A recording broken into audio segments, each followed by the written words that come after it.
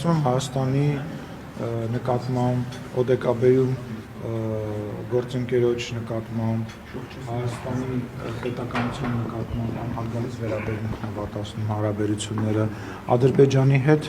44-օրյա պատերազմ նախապատրաստել նվատացնում հարաբերությունները եւ էլի ու շատ տարբեր բաներ են վատացնում հարաբերությունները եւ քաղաքական կուրսը դա ամեն պետության ընտրության հարց է Հայաստանի Հանրապետության համար մարդու իրավունքները, ազատությունները կարևորագույն արժեքներ են եւ ես կարծում եմ, որ ամեն պետություն իր օրինակն է ընտրում։ Մենք ընտրել ենք Հայաստանի ժողովրդավարացման ճանապարհը, իրանք մի քիչ այլ ճանապարհ են։ Պարոն Սիմոնյան, իսկ ինչպես է պատահել, ինչպեսին Հայաստանն է։ Իսկ ինչպես է պատահել, որ դուք դիվանագիտորեն չեք ձևակերպում ձեր ասելիքը, այլ շատ ավելի սուր, դա դրա բաժանմամբ է եղել, թե դուք եք այդպես։ Ես կարծում եմ, այս տարիների ընթացքում ակնհայտ է, որ դա իմ բնավորության, իմ խառնվածքի մի մաս է եւ բացի այդ ես պարլամենտական գործիչ եմ եւ ավելի ազատ եմ, քան մեր որևիցե կոնկրետ գերատեսչության, պատասխանատվության ոլորտ ներկայացնող մարդիկ եւ պարլամենտականները շատ ավելի ազատ են իր խոսքի, իրենց մտքերի մասով, կարծում նորություն չկա։ Սիմոնյան, այսինքն Բելարուսի օրինակով խոսելը։ Բելարուսը ինչ օրակարգում բողոքի նոտան որ հղել են։ Ես չգիտեմ, ես ձեր մոտ կարդացի, որ տեղեկություն չկա, ես տեղեկություն չունեմ։ Ձեր լուրը ձեր մոտից եմ իմացել, որ այդպես բան է։ Բայց տեղյակ չեք, ձեր հայտարարությունը։ Արդեն ասացի Շորջ ջան, արդեն ասացի։ Իսկ ձեր հայտարարության մասով, որ Բելարուսի օրինակով եք ասում, Մանոր Նարեկետին չէինք խոսում։ Ինչ եմ ափսոսում հասկանալ։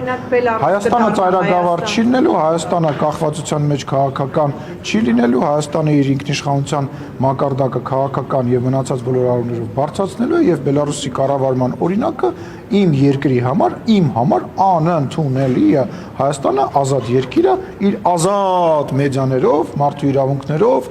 եւ օրենքի գերակայությամբ։ Այլ հարցեր կան։ Սիմոնյան ազատության հետ կապված ռուսական հավասարում հնչեցրած տեսակետները եվրոպացիների արդյոք ավելի չեն բարդացնի հայ-ռուսական հարաբերությունները։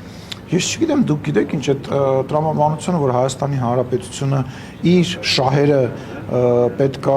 միշտ հետապնդի միացենց հետ նայելով թե նա հանգարցակի Ռուսաստանը չի նեղսրտում, որքանով է ճիշտ։ Ես համարում եմ դա ճիշտ չի, որովհետև Ռուսաստանը երբ որ իր շահերն առաջ տանում, ինքը չի նայում Հայաստանի Հանրապետության շահերին, ինքը կանգնում է այդ շահերի վրա, թե չի կանգնում այդ շահերի վրա եւ Հայաստանի Հանրապետությունը Ռուսաստանի դեմ որևիցե քայլ չի անում։ Հայաստանի Հանրապետությունը իր անվտանգությունը, իր քաղաքական ուղղությունն է ապահովում։ Վերջացրեք, շատ վատ բան է այդ, որ տենց, կարող է ես այս մեկին բարև տամ, ինքը ջղայնանա։ Աղա ջան, ջղայնանում ես, ես բարև տվեցի, այդ տրամաբանությունը սխալ է։ Երբ որ մենք պատերազմական վիճակի մեջ էինք անցյալում Ադրբեջանի հետ,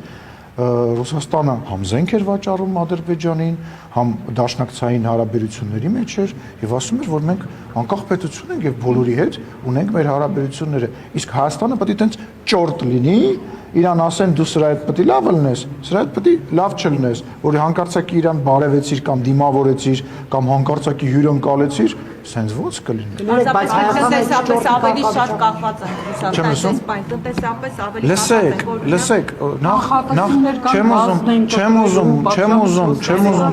չեմ ուզում կտրուկ բաներ ասեմ, բայց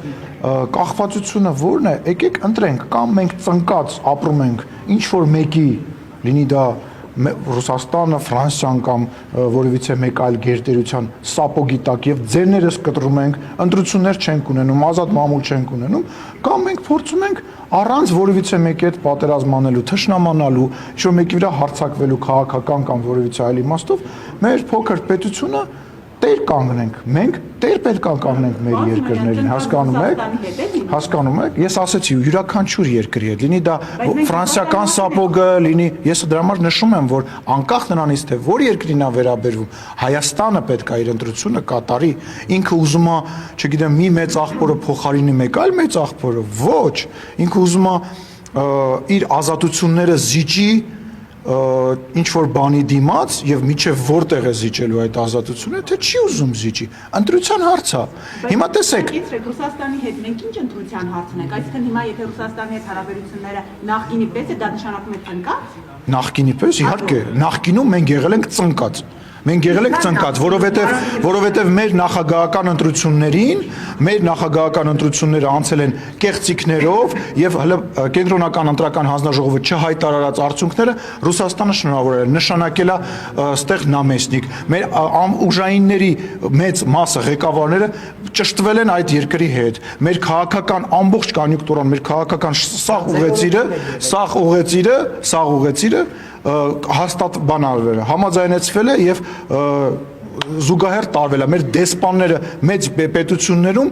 իրանց դեսպանների հետ համագործակցել են, որ հանկարծակի մենք անկախություն ենք ունեցել քաղաքական իմաստով։ Մենք միջև 18 թվականի անկախություն չենք ունեցել, իսկ 20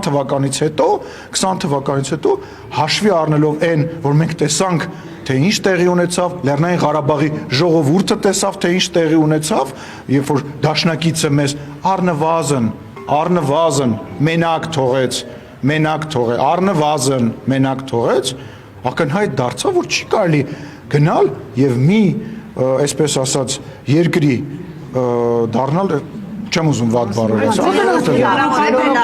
դիվանագետներին հետ կանչել, պարոն։ Ներողություն, չլսեցի, որ հարցին բան։ Դիվանագետներին Բելարուսից հնարավոր է Հայաստանը հետ կանչելու։ Մենք դե դիվանագետներ ունենք, մենք դեսպան չունենք։ Չգիտեմ, ես համարում եմ, որ դա Բելարուսի հետ կապված է թեման մի քիչ ավելի ուռճացված է, ավելի շատ ուռճացնում են։ Չկա տես թեմա,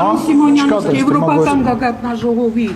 ժպիտներից եւ բարեմաղթականներից այն կողմ գործնական նշանակությունը որն է Հայաստանի համար։ Բացեք, կարդացեք ստորագրված փաստաթղթերը, ձեռք բերված համաձայնությունները եւ քաղաքական հայտարարությունները։ Պարոն Սիմոնյան, գնեք, ձեր օրոքել է այդպես եղել, որ ասում եք քաղաքական անկախություն չեն ունեցել։ 21 թվականին հենց Ռուսաստանի միջամտության Պարմեն Գրիգորյանը չնշանակվեց արտգործնախարար Արշակ Կարապետյանը։ Ով է որ մենք ուզեցել ենք նախարար նշանակենք, Արմեն Գրիգորյանը դու չեն տվել։ Եվ այդ փուլում շրջանառում էր տեղեկությունը եւ իշխանությունը։ Շատ տեղեկություններ։ Դուք շրջանառում եք, ներողություն, դուք շրջանառում եք տեղեկություններ, որոնք դուք գրում եք, դուք շրջանառում եք։ Արշակ Կարապետյանի մասին ինչ պետք է հերքեմ կամ Նիկոլ Փաշինյանը հաստատեց, որ Ռուսաստանի նաեւ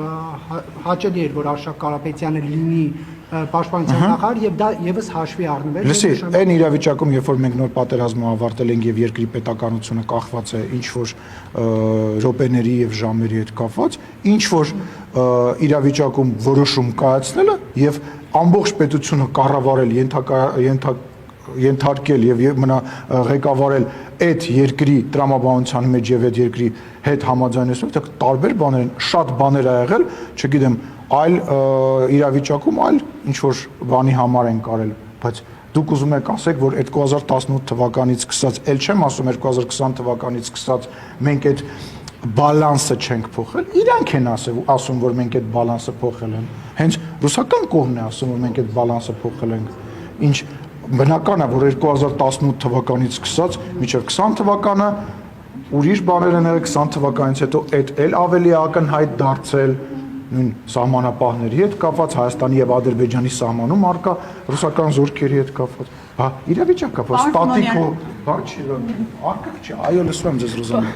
Պարոն Սիմոնյան, արդյոք ինքնիշխանության մասին է խոսում, երբ որ Ալիևը տեսակապով խոսում է Եվրամիության ամբողջ պաշտոնյաների ներկայությամբ Արցախի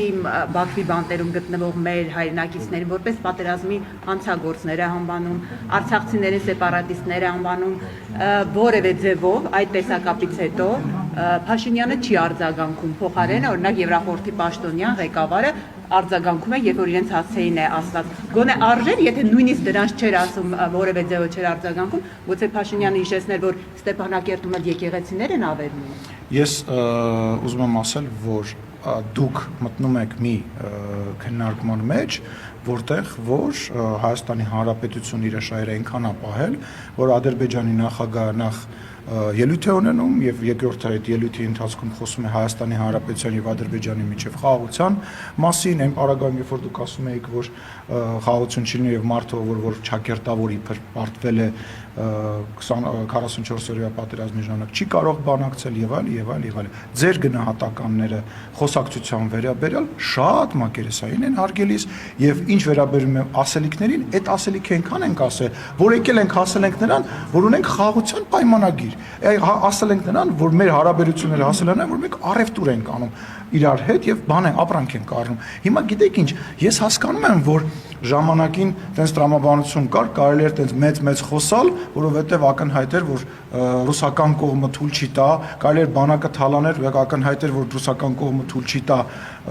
որևիցե գործողություն, բայց ես ուզում հասկանամ դուք ինչ եք ակնկալում, որ Ալենը տարական արձագանք են։ Լսեք, մենք արձագանք տվենք, երբ որ դուք խոսում եք այնտեղ պահվող անձանց մասին, ավելացրեք, որ Նիկոլ Փաշինյանը այն մարդն է, որ ամեն տարի, ամեն ամիսը մեկ ինչ որ գործողության հետևանքով մարդ է վերադարձնում Հայաստանի Հանրապետություն։ Մենք չենք, ասենք, գլուխ գովում, բերան ծռում, ինչ որ մեկին փորձում լավը թվալ, չգիտեմ, քաղաքականության մեջ տղամարդ խաղում։ Մենք գործ ենք անում եւ այդ գործի հետևանքը այն է, որ